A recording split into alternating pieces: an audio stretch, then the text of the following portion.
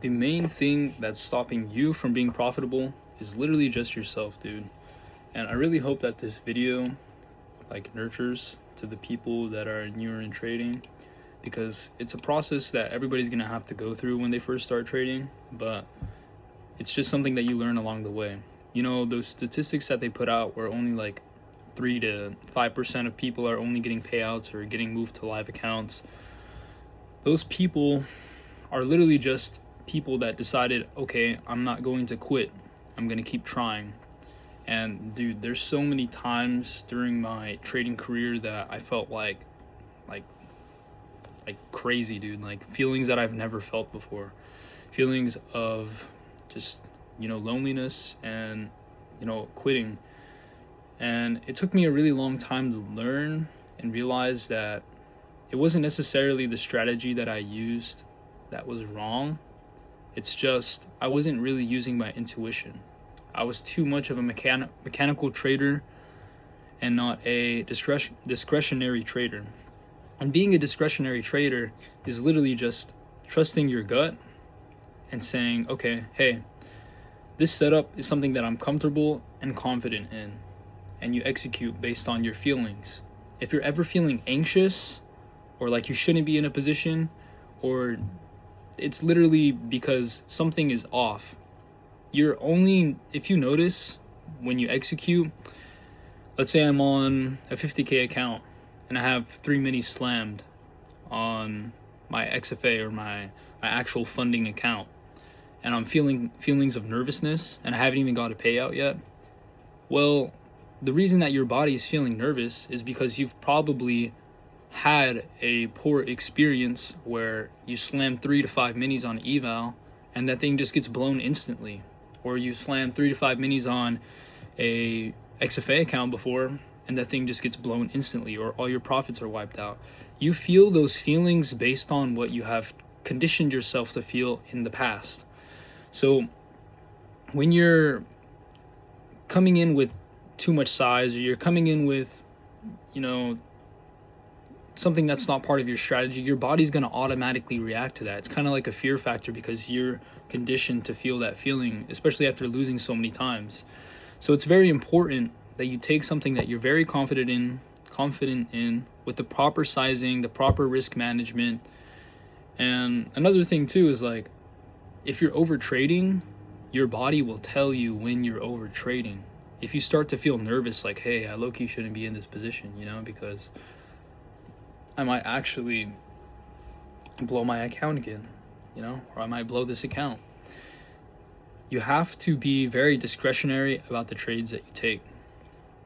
This meaning you need to be very confident in the setup that you're taking. Like, okay, hey, I'm actually kind of fine with the way that this might play out. And the thing is, a lot of traders get caught up in, hold on, this actually looks pretty good.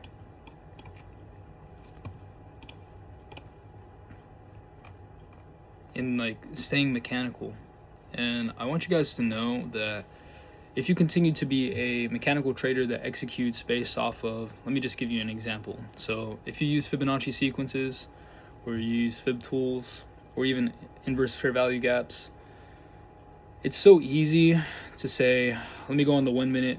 Okay, hey, I see this, I see this, I see this. And what I mean is, you look at a one minute inverse fair value gap, right? And what you're supposed to look for is like a solid close, which is a 15-minute close or a 5-minute close of the inverse fair value gap.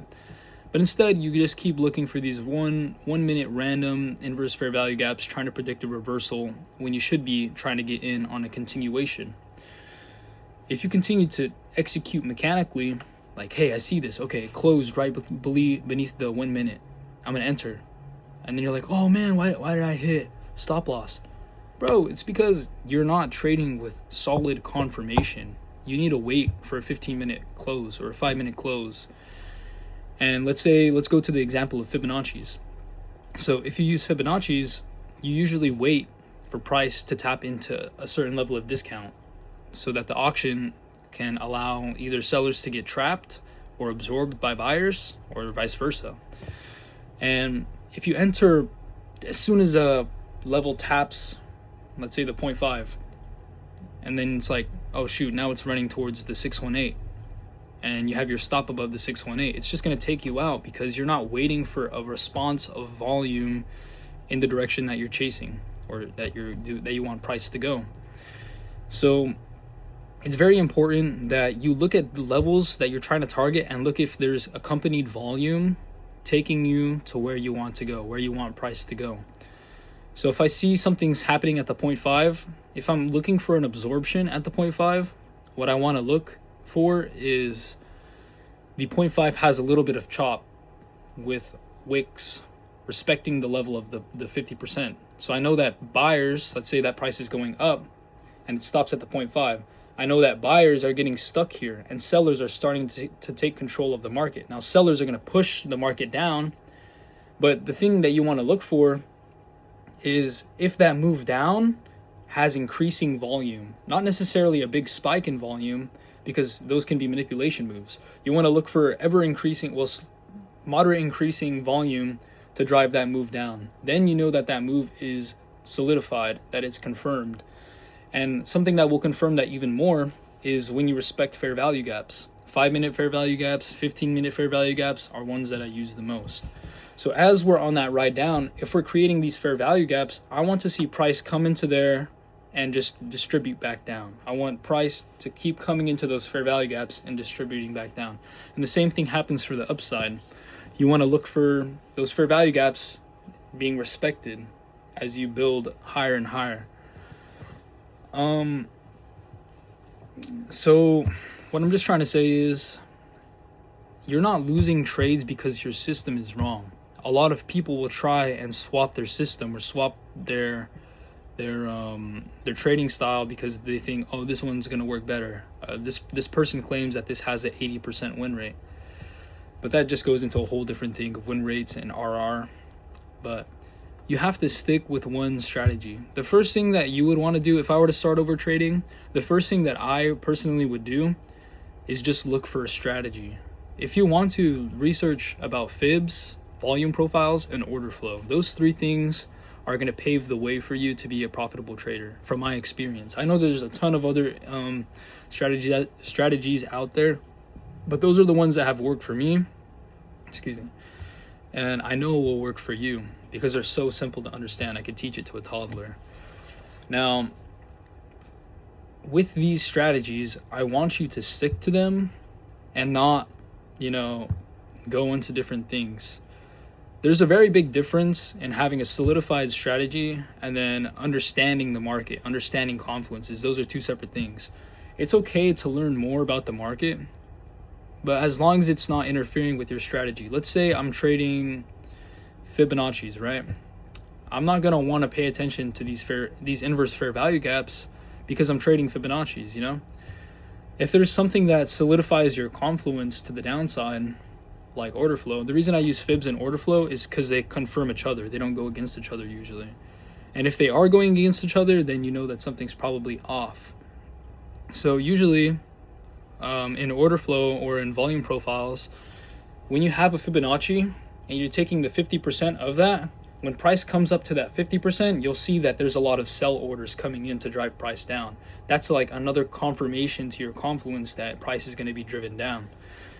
But you don't want to add different things. Like the thing is, you'll see is like a lot of people will start off with ICT, and ICT is great. You could become like an insane trader with ICT, but the thing is, it's not very beginner friendly, I would say.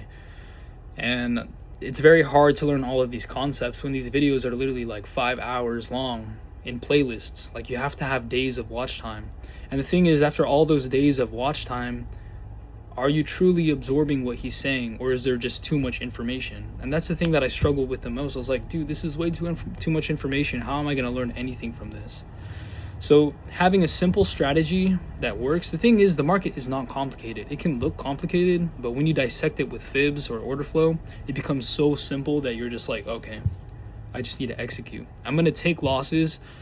Win rates are win rates because they're percentages. So if I have a 70% win rate, I'm gonna lose 30% of the time. But when I lose that 30% of the time, I need to be okay with it. I just can't keep trading and just throwing my accounts away. So, kind of lost my train of thought. Shoot, bro, losing my train of thought here. Hold on. So when you have a strategy, I would recommend those 3 because they're very easy to learn and they're very easy to trust your gut on because they're very discretionary types of strategies.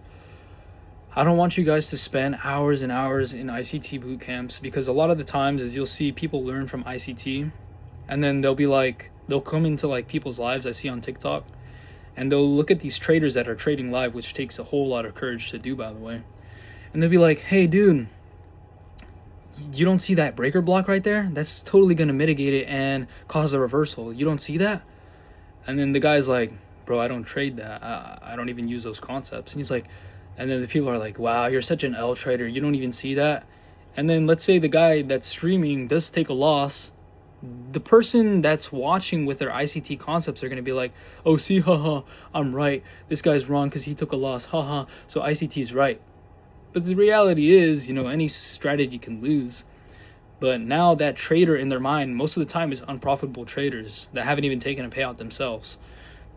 In their minds, they're getting like some form of instant gratification seeing somebody else fail and that the person that they're watching is right. And I'm not saying that ICT is wrong. He has a lot of great concepts that can teach you that are right. But the thing is, like, that trader hasn't even made money yet. But now they're glorifying the teacher to a degree where they don't even care if they're profitable or not. They're just happy that they're learning from a guy that is profitable, and they're right and the other person is wrong. And it's more of a toxicity or toxic type platform than it is one that builds up each other, And any strategy can work. Any strategy can be profitable, but it depends on the person that's executing it. And you have to understand, when you learn the market from one person's perspective, you have to always understand there's another person's perspective that can be totally right and profitable. If you have a strategy, you will go through a period of time where you're not profitable, no matter what strategy it is, whether it be for a day, for a week, for a month. Every single strategy will have that drawback of, okay, hey, my strategy just doesn't apply here. I tried to execute it, it looked like it was fine, but it was just wrong here. You have to understand every person has a different way of teaching you how the market moves, whether that be through order flow, whether that be through market structure, whether that be through support and resistance zones, whether that be through fibs, whether that be through ICT concepts, whether it be through just fair value gaps or market maker models, or how fair value gaps are respected and disrespected. Like, all of those things are just different concepts that do work, but they just have their timing on when they work. So there is no wrong strategy. Well, I can't say that there's no wrong strategy. Most of the time, the strategies that are very well known aren't wrong. They're there because they have that amount of popularity because people have actually taken money from the markets using those strategies. So it's really just up to the person that's trading to truly execute based on those strategies and to use your feelings and your gut as your biggest tool in trading. If you listen to your gut, like, hey, I shouldn't be in this position with this much size, or hey, I shouldn't be trading this much or this many times, then you will automatically correct those behaviors. Even if it's like, hey bro, like, I'm looking at price right now, there is no setup for me right here, I need to just close the charts. Don't even wait. The thing I see a lot too is people will wait for setups, literally sit down and watch the charts and wait. And there's nothing wrong with that. Some people do that. But literally, dude, what I do personally, because I know that I'm going to end up taking the trade, oh, I see this, maybe it can get a little continuation, I can catch a little bit of the move.